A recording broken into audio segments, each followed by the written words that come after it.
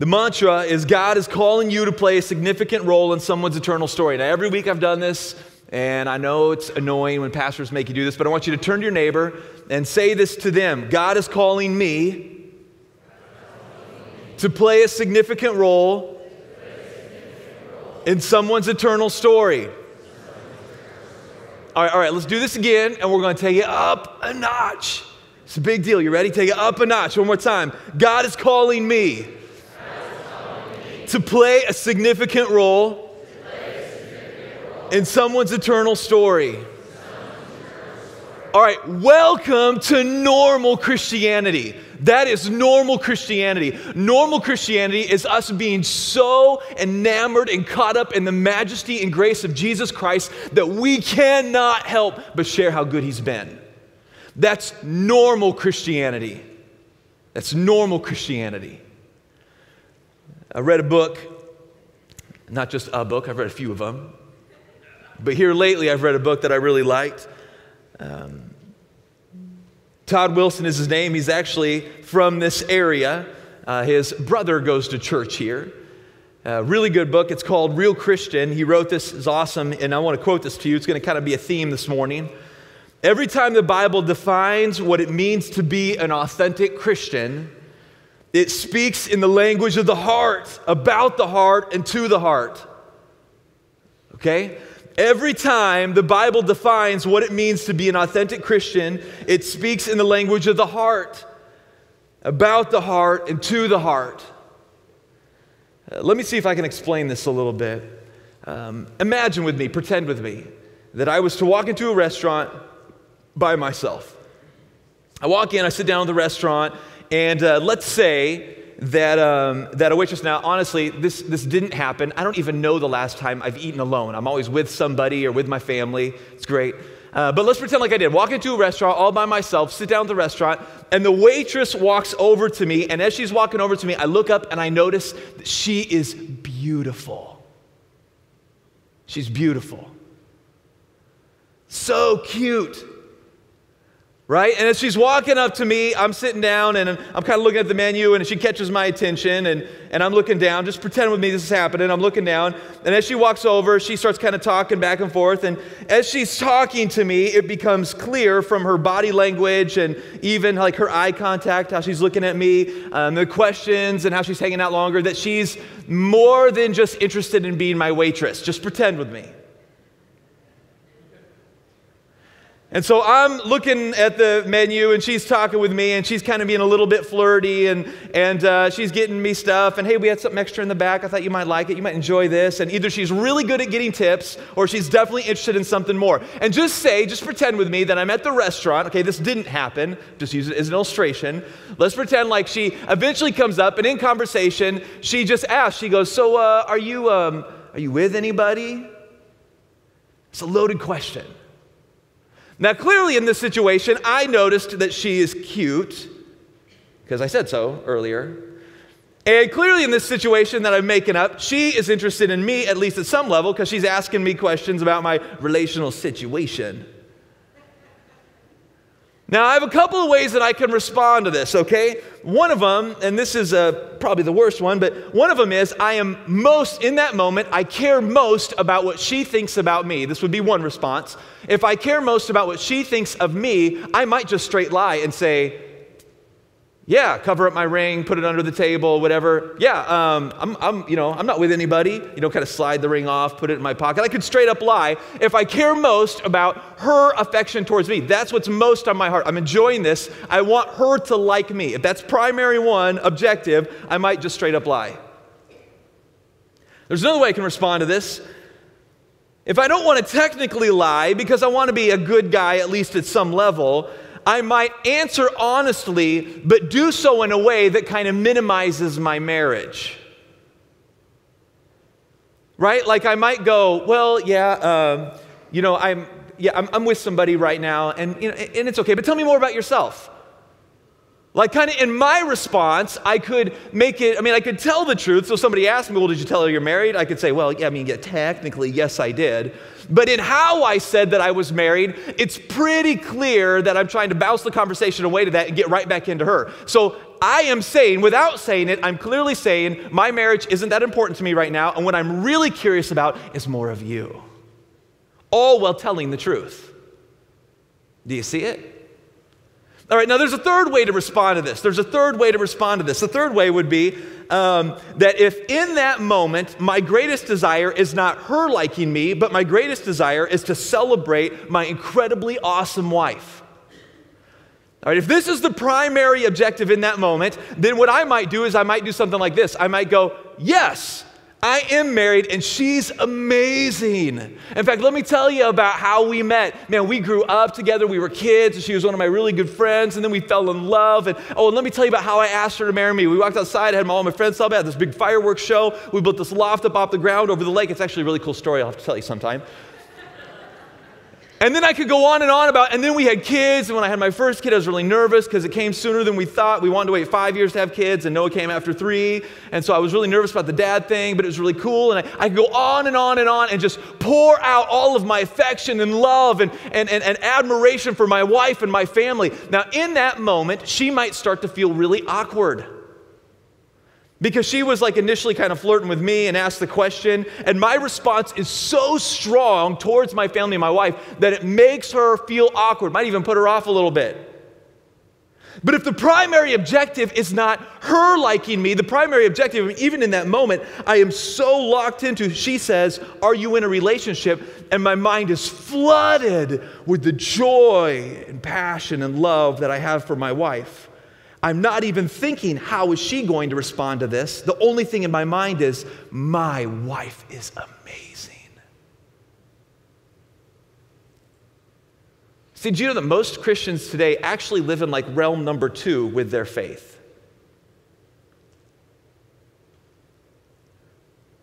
We technically say the right answer, but what we're really most concerned about is we're most concerned about how they're going to feel about what we're saying. That's what we're most concerned about. What we're most concerned about is how are they going to feel? What's going to happen at my work? How are they going to respond? In that moment, our attention is really on the other person, not on how enamored we are with the majesty of Jesus. I have always, and this is hard to say as a pastor, but I've always struggled with really emotional worship. I remember being a kid, and I'm over-analytical a little bit by nature. I'm studious. I like to read. I like to look at things kind of from a distant perspective. So it's like I want to evaluate how things are. 10,000-foot perspective. Those are phrases I use with my staff a lot. I want to step away from it, get emotionally distant from it, and look at this. Even when I fight with my wife, I'm really annoying. Because I am Mr. Well actually in fights. She can get really, really charged, and then I can just set it all aside and go, And that just makes her more mad. That doesn't work very well, by the way. But I'm really good at this. And so in really emotionally charged worship services where people are crying and weeping and raising their hands, I grew up and I love Jesus. I absolutely love Jesus. But the way I'm built, I'd look around and I go, this feels kind of weird. And a few years back, I realized that in worship services, my primary attention wasn't on Jesus, it was on what others might think about me as I worship Him. Do you see it? My primary attention as I'm looking around the room wasn't on Jesus, it was on, I wonder what they're thinking about this. I wonder how they view it. I wonder how people will see me if I'm worshiping. My primary attention wasn't on Christ, it was on all these other lateral people. And I couldn't really cross the bridge and begin to worship until I could fall in love. I mean, when I start to think about what matters most to me, what has filled me with the most joy, what has completed my spirit in the deepest way, what gives me purpose and meaning and fulfills my heart and the courage to march on is the hope and love of Jesus Christ. And when I get into a worship time now, what I try to do is I try to wash out all that other lateral stuff and just let the truth and majesty and glory of Jesus consume me to the point where I don't care what you think. So let's pretend I'm in the restaurant. The beautiful waitress walks up. She's talking with me. She's a little flirty.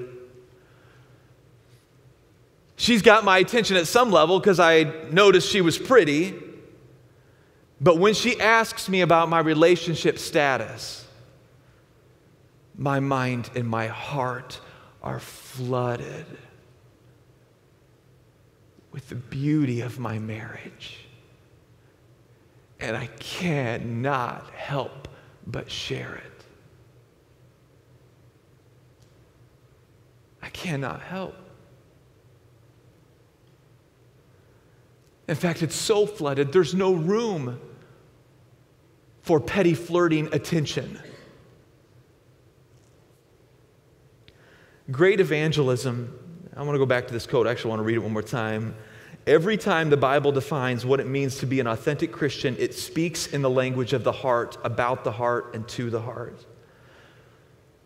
Great evangelism is a natural byproduct of great love.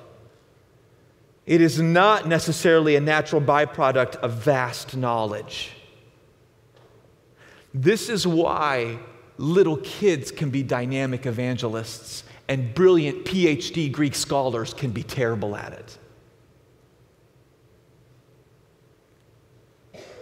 Because these little children just so deeply love Jesus, and the biblical scholar is obsessed with impressing everyone else. On the front of their mind might be, how are others going to respond to this? How do they think? In fact, when people tell me, I don't want to share my faith because I don't feel like I know enough, I want to say to them, great. All I want you to do is be in love with Jesus. Now, don't get me wrong, I love to study. I think it's good to study. We want to go deeper. But evangelism begins with just being enamored with Jesus. Great evangelism is a natural byproduct of great love. It is not a natural byproduct necessarily out of vast knowledge of Greek and Hebrew. With this in mind, let's go to the text, because what we're going to see here is we're going to see God not just get Jonah to do the right thing. We're going to see God begin to work on Jonah's heart. He's doing surgery on Jonah's heart. He's not just making him do the right thing. He wants to do surgery on Jonah's heart. Jonah 2, 1 through 2, we're going to take this apart a piece at a time. Then Jonah prayed to the Lord his God from the belly of the fish, saying, I called out to the Lord out of my distress, and he answered me. Out of the belly of the Sheol I cried, and you heard my voice. John Calvin says it like this. I cried, he says, in my distress, he says, to Jehovah. This is John Calvin. I cried out of the bowels of hell. Thou hast heard my voice, Jonah, as we shall hereafter see, directed his prayers to God, not without great struggle. He contended with many difficulties, but however great in the impediments in his way, he still persevered and ceased not from praying. The phrase, the bowels of hell, that Calvin uses, and the term Sheol in Scripture basically mean the realm of the dead. Whether Jonah was literally dead and God brought him back to life to finish his mission, or he was kept alive in a miraculous way in the belly of this fish, we don't know for sure, but we know this. He felt like he was dead.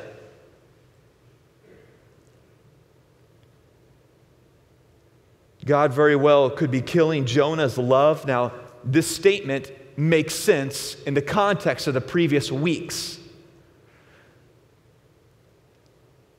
that we've been talking about this. God very well could be killing Jonah's love of things that are temporal and worthless, like his desire for national honor or high social standing.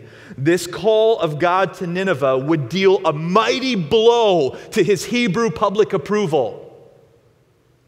This call to be salt and light to these people was going to deal a mighty blow to his Hebrew public approval.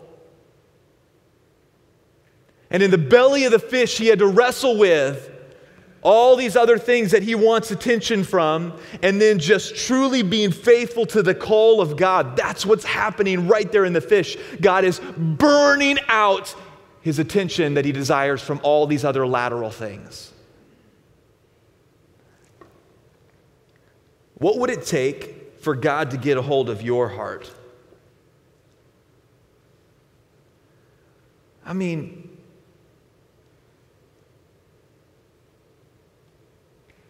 we know what we are called to do.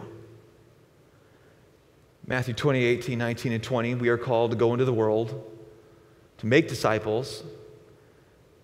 We're not called to necessarily all have PhDs or Masters of Divinity or whatever degrees. We're called to go and make disciples, all of us, at some level, to share the hope and love of Jesus Christ. We are called to do it.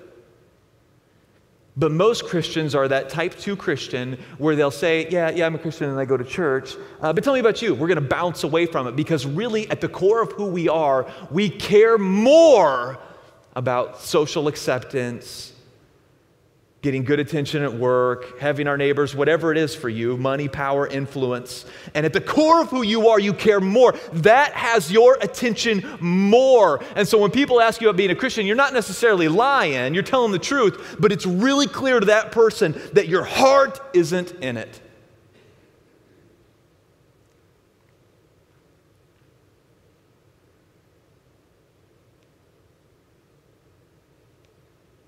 Your heart isn't in it. So there I am a few years back in a worship service. And I love God intellectually. I mean, I've wrestled through proofs of God. I love like astrophysics, read through a lot of like Hawking and different authors, even leading up to, or through my faith journey process and going through a lot of those guys and the cosmological constants and the teleological proof of God, the order of the universe. And I've read through and studied that stuff a ton. I have no problem believing that there's a divine designer. In my mind, intellectually, I have no problem believing that there's a divine designer. And I'm in this room and everybody's worshiping, and it's real emotional, and I'm looking around the room and I'm thinking, I don't feel this.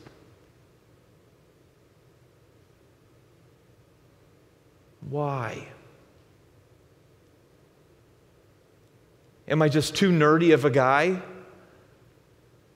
And what's wrong with me? Why do I not feel this? I'm a cerebral, I'm going to think the analytical, and I lack the ability to engage in this? And as I'm looking around the room in worship and I'm paying attention to other people, I'm actually thinking, I wonder what they're thinking. As I'm thinking, I wonder what they're thinking, I'm realizing what I'm not thinking about. Did you hear it?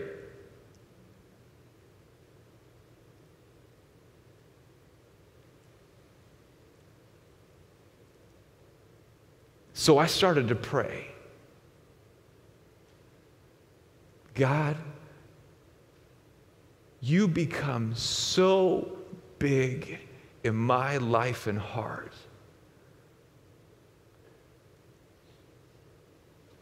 that there's no room to care. And this is weird to say because we're supposed to care for others and love on others and do the right thing, and I get that. I mean, that's a part of it, but it's a byproduct of what God is doing in us. It's not that I want them to like me, it's that I want to be right with God, and be right with God means I am right to them. And I had that backwards.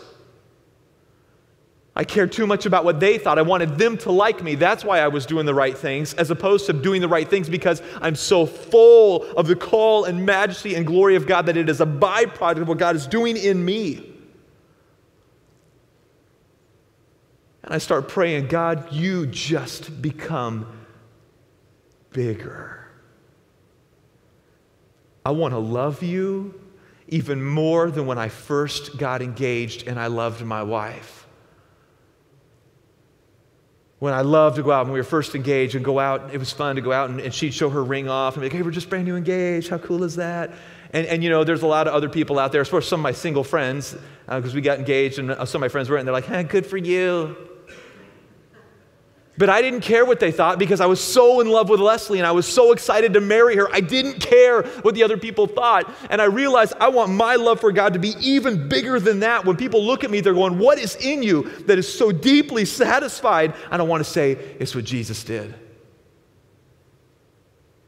It's what Jesus did.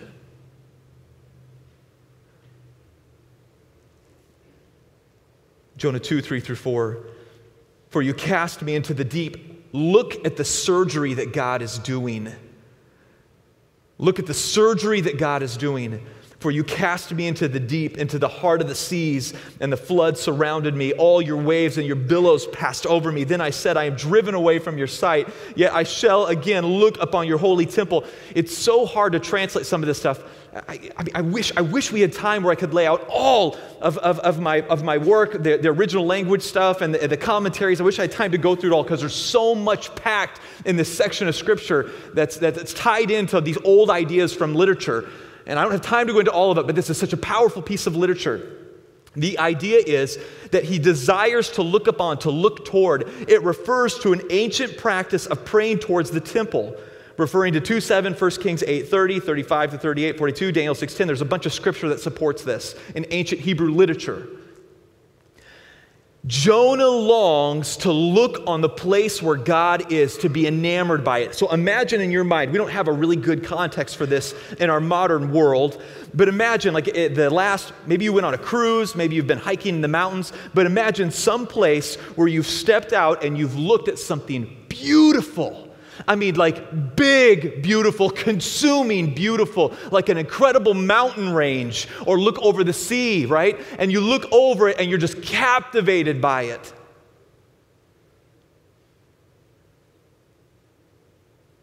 And you have this collision of awe and peace together in that moment.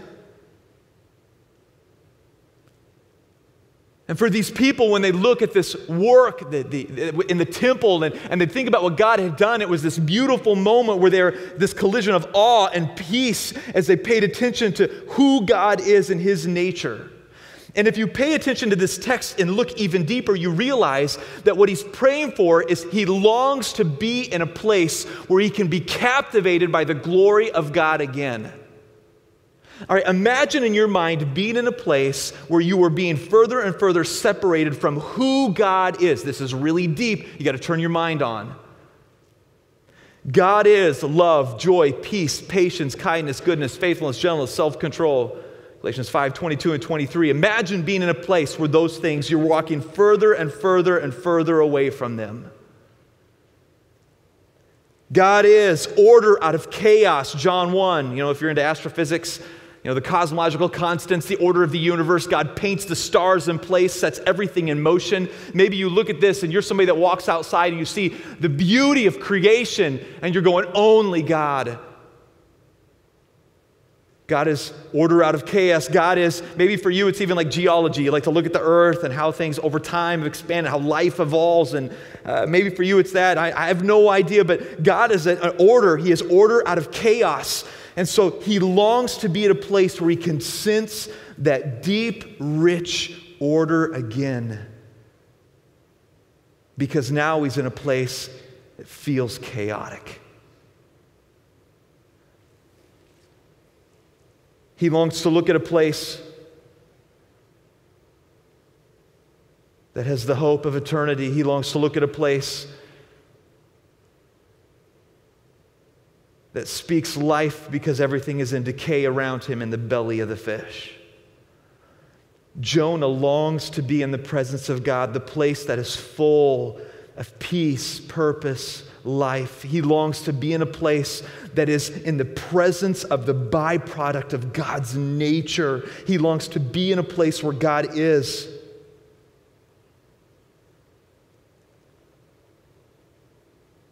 Jonah 2:5-9. The waters closed in over me to take my life. The deep surrounds me. Weeds were wrapped around my head and the roots of the mountains. That's a really important phrase in Hebrew. At the roots of the mountain, I went down to the land whose bars closed upon me forever. Yet you brought up my life from the pit, O Lord, my God. When my life was fainting away, I remembered the Lord, and my prayers came to you in your holy temple. Those who pay regard to vain idols forsake their hope of steadfast love. But I, with the voice of thanksgiving, will sacrifice to you. What I have vowed, I will pay. Salvation belongs to the Lord. Jonah's rescue from death foreshadows the resurrection of Christ. Not even death will stand in the way of God's will being done. Jonah has done nothing to deserve being rescued. It was only because of God's grace, the same grace God wants to show the rest of the world. And then there's this phrase, salvation belongs to the Lord.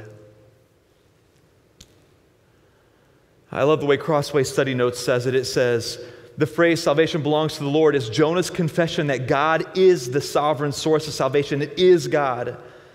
Though the rest of the story will show that Jonah believes God is free to save any and he's faithful to do what he asks, his heart still isn't in it. He finally admits that salvation belongs to God. What does he mean? Is salvation a commodity? Jonah realizes salvation isn't his. He doesn't own it like property or money. It isn't his to decide who gets to have it and who doesn't. Salvation belongs to the Lord. Let me see if I can explain it like this. Let's pretend that I am to give my son, let's say I take my son Noah, and I give him $20.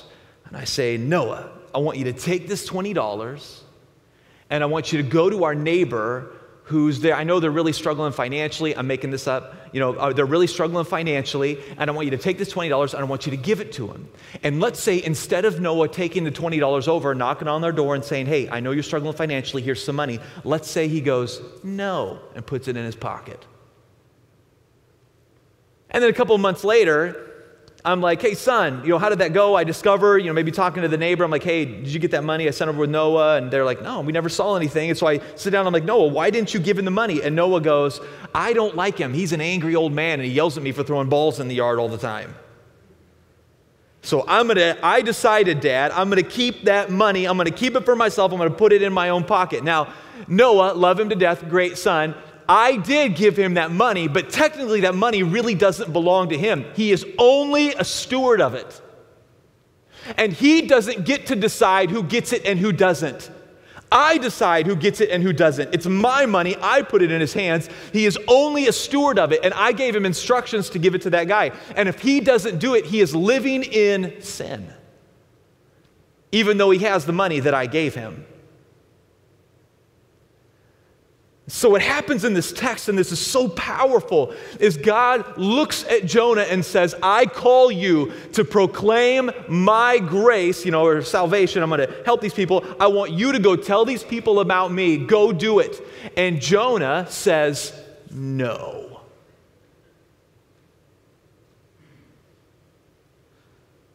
No. And in all of this wrestling, all through the text, with all of this heart surgery, at the very end of this powerful prayer on the, I love it, the foothills of the mountain, the roots of the mountain, on the edge of death, he finally calls out and admits this: salvation is not mine. I do not own it. It's not mine to decide who gets to hear the story and who doesn't. It belongs to God. It belongs to God. It's his.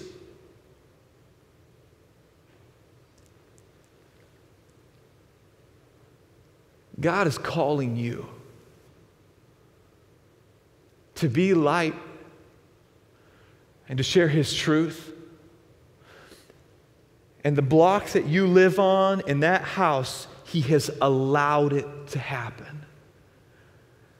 In the home that you live in, with the neighbors that you are next to, he has allowed you to be there next to them. In your workplace, the people that you work with, he has allowed you, maybe even like a gift, wrapped it up in a little bow and said, I'm going to put you next to this, a really annoying person at work because they need hope.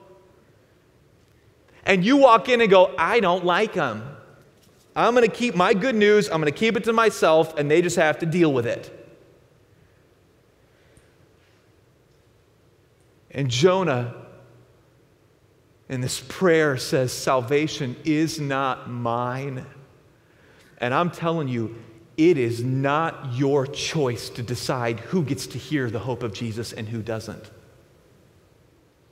You are God's instrument to sing his good news and grace. And he allows you to be in places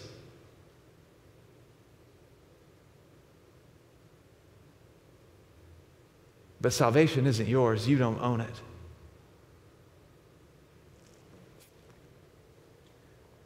I'm going to invite Jason up. I've got a couple of final thoughts here really quick to weave all of this together.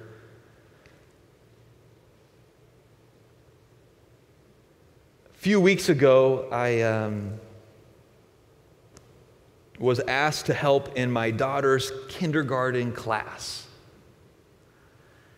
It was a party day, so I'm there with my wife, and we're waiting to go in, and it is full of moms. And I was sitting there with Leslie, and I was like, honey, are you really sure I should be here for this right now? And she's like, yes, Emma wants you here. All right, let's do this.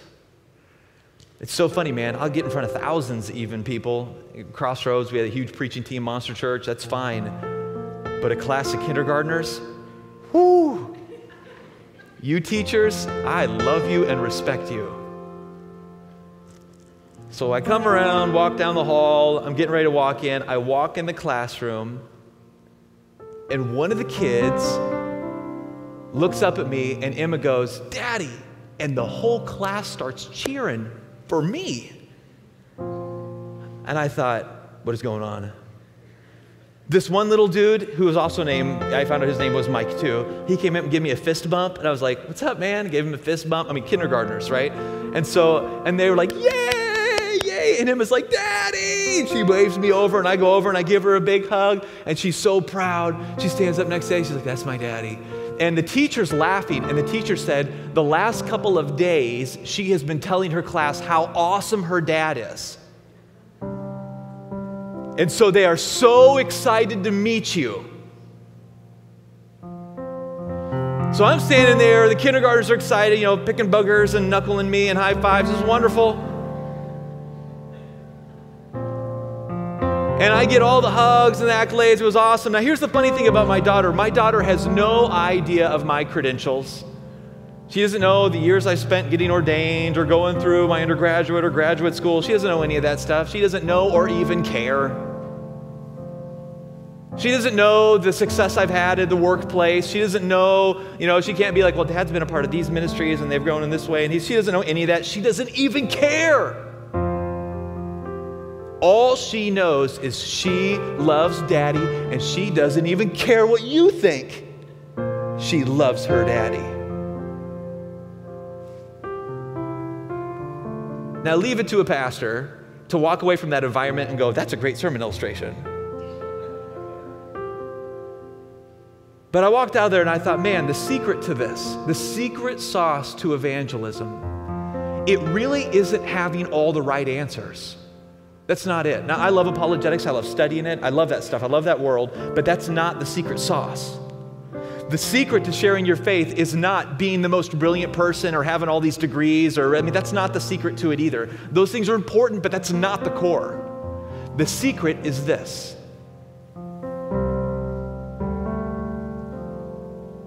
Know that salvation is not yours. It's not your choice to decide when and when you shouldn't share it. You are the instrument. Everywhere you go, you play the song, Jesus Saves. And two, this is what God is working on in Jonah's heart, and he's not there yet. The second thing is this. You be so enamored by the glory and grace of God.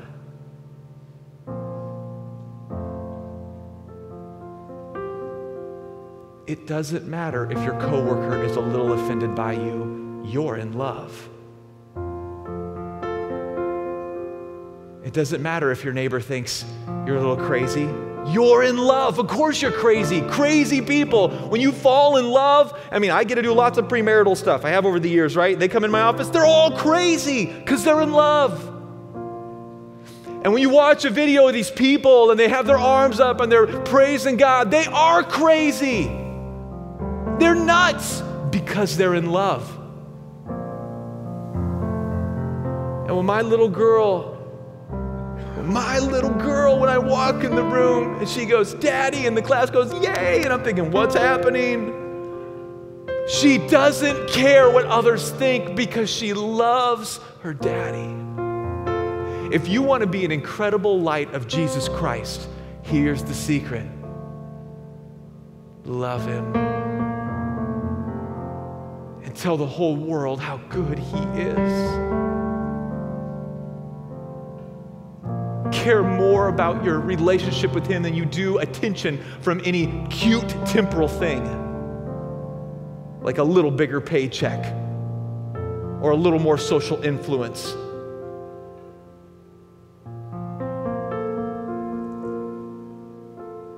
I pray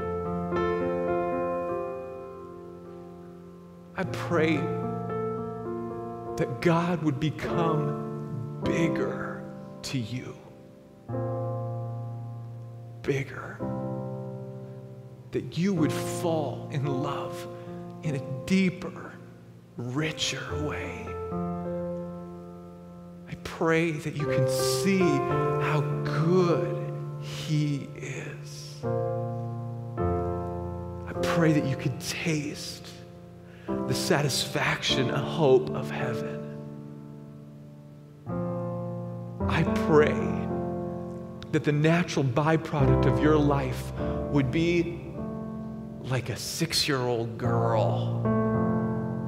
Not a 45-year-old PhD brilliant, but a 6-year-old girl. There'd be that little piece of you would still be there that just says, "I love my daddy and he is so good."